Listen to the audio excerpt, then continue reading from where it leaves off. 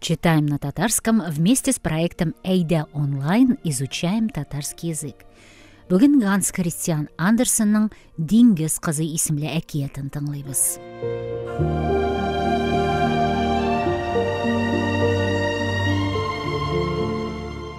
Слушаем и читаем сказку Ганса Кристиана Андерсена «Русалочка». Вместе с нами читайте эту сказку на сайте ozatlik.org/эйда. Тирән диңгез төбендә искиткеч гүзәл мәрҗәннән салынган, инҗе алтын белән бизәлгән диңгез патшасының йорты урнашкан. Диңгез патшасы күптәннән ялгыз калган. Аның әнисе һәм 6 кызы булган. Диңгез суы сыман зәңгәр күзле иң кечкенә кыз, иң гүзәле, иң уңганы булган. Әмма аның да аяклары урынына барлык диңгез кызларыныкы сыман балык койрыгы икән. Кечкенә кыз бик үзенчәлекле булган. Башка кызлар үз бакчаларын баткан корабларда табылган төрле матур әйберләр ярдәмендә бизәгәннәр. Ә диңгез кызы үз бакчасын бары тик кызыл чәчәкләр һәм бер караптан төшкән мәрмәр малай сыны белән генә бизәгән. Дөньяны үзенчә күргән ул. Диңгез кызының иң яраткан шөгыле югарыда яшәүче кешеләрнең тормышы турында тыңлау булган. Әбисе аңа шәһәрләр, кораблар, кешеләр турында бар белгәнен сөйләгән. Кызга иң гаҗәбе шулар булган: җирдәге чәчәкләрнең исле булуы, агачларның яшел икәне, ә агачтагы балыкларның җырлый белүе. Балык дип әби кошларны әйткән икән, чөнки кызларның бер кайчанда кошларны күргәне булмаган. 15 яшь тулгач дип сөйләгән кызларга әби: "Сезгә дә югарыга менәргә рөхсәт ителәчәк. Сез дә кораблар, шәһәрләргә карый алачаксыз." Шул елда олы кызга 15 яшь тулырга тиеш булган.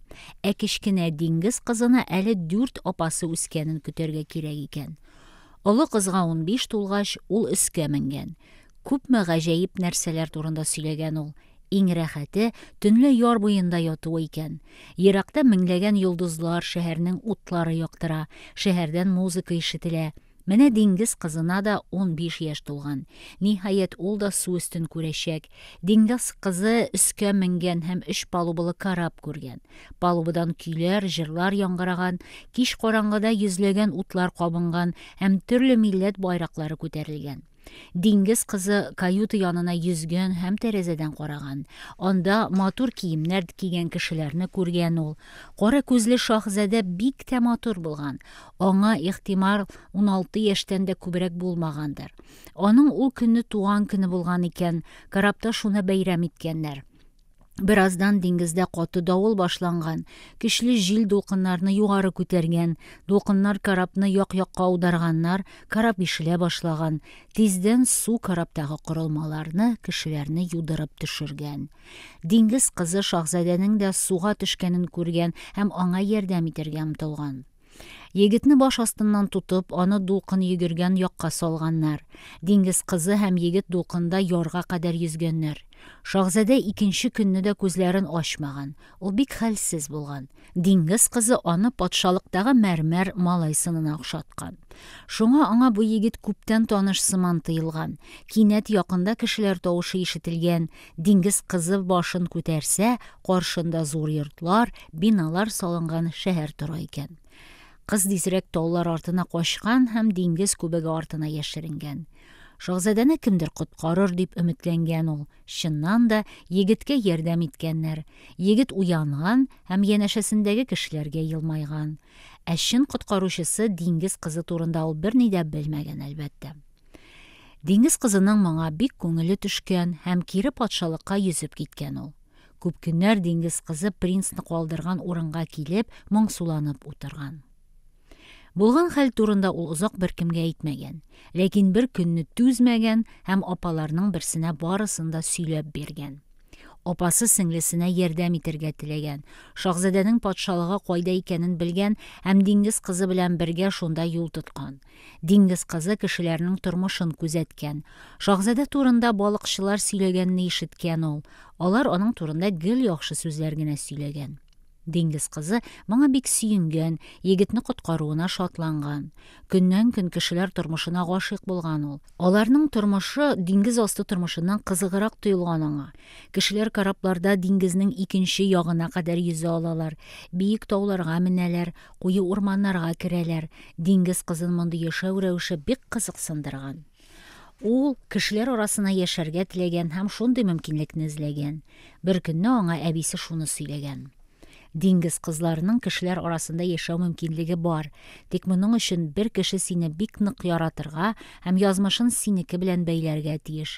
Әмма бу бер кайчан да була алмый. Кешеләр өчен безнең балыкны сыман койрык матур түгел, ә җирәнгеч бер нәрсә.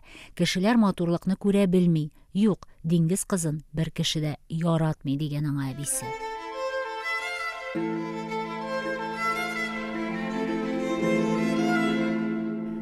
Диңгез кызларының әтисе патшалыкта бал уздырган. Нинди гаҗәеп бәйрәм булган ул.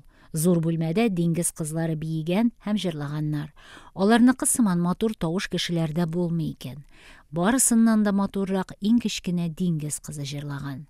Әмма ул тагын шаһзадәне юксына башлаган да, беркем күрмәгәндә өскә менгән. Су өстендә курай тавышы ишетелгән. Бу шаһзадә, ул тагын көймәдә йөзә дип шатланган диңгез кызы. Мин аны шундый яратам. Аның белән бергә булыр өчен бар нәрсәне бирер идем. Су убырлысы янына барыйм әле мин.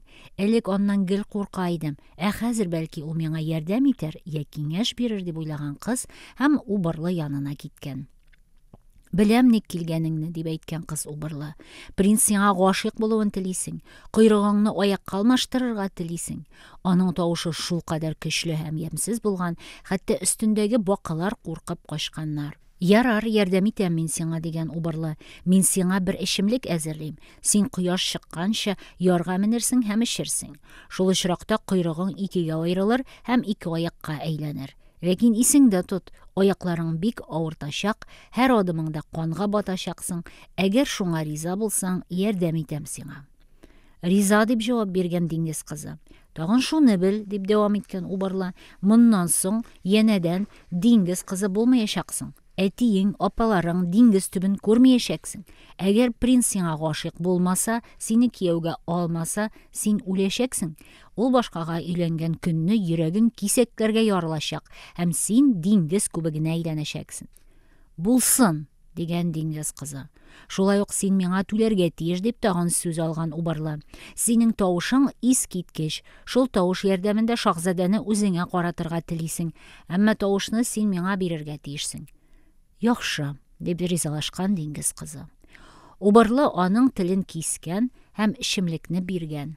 Шул мизгелдән диңгез кызы сөйләшә дә, җырлый да алмаган.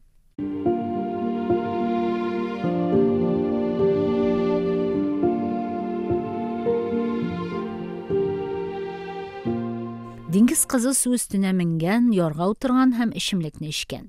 Аның бар тәне авырткан, әйтерсең меңләгән кылыч кадаганнар. Кыз авыртудан бик газапланган һәм хәлсез йокыга талган.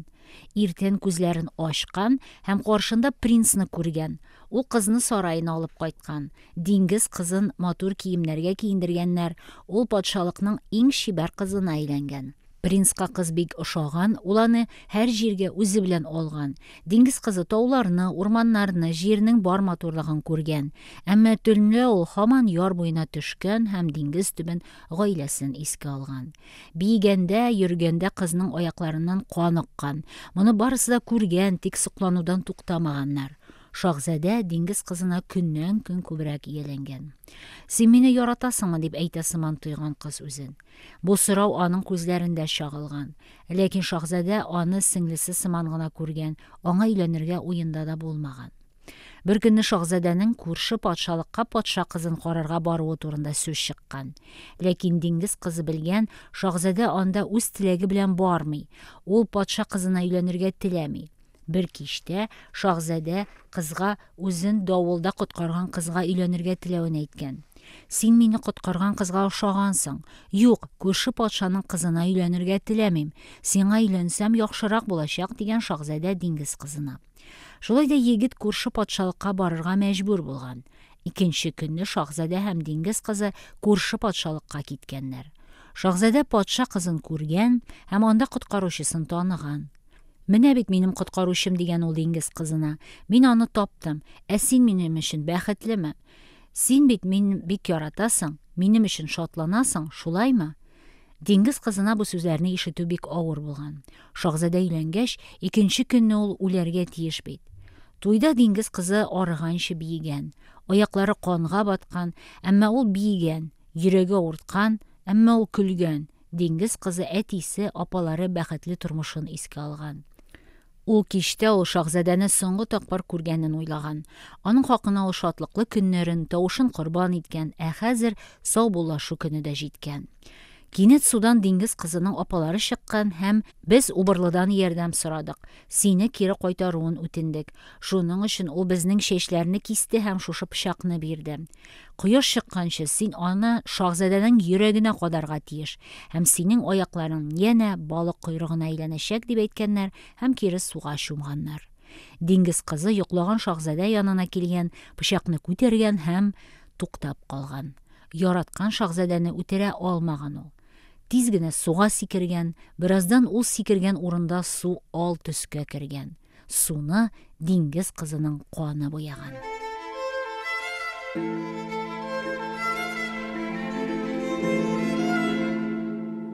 Вот такая сказка от Ганса Христиана Андерсена «Русалочка». Еще больше произведений татарских и зарубежных авторов у нас на сайте ozatlyk.org/ayda, а также во всех ваших любимых соцсетях. Выберите себе удобную, подпишитесь на Ayda онлайн «Изучаем татарский» и давайте продолжать изучать татарский язык вместе. Ayda онлайн «Изучаем татарский». Сау булас!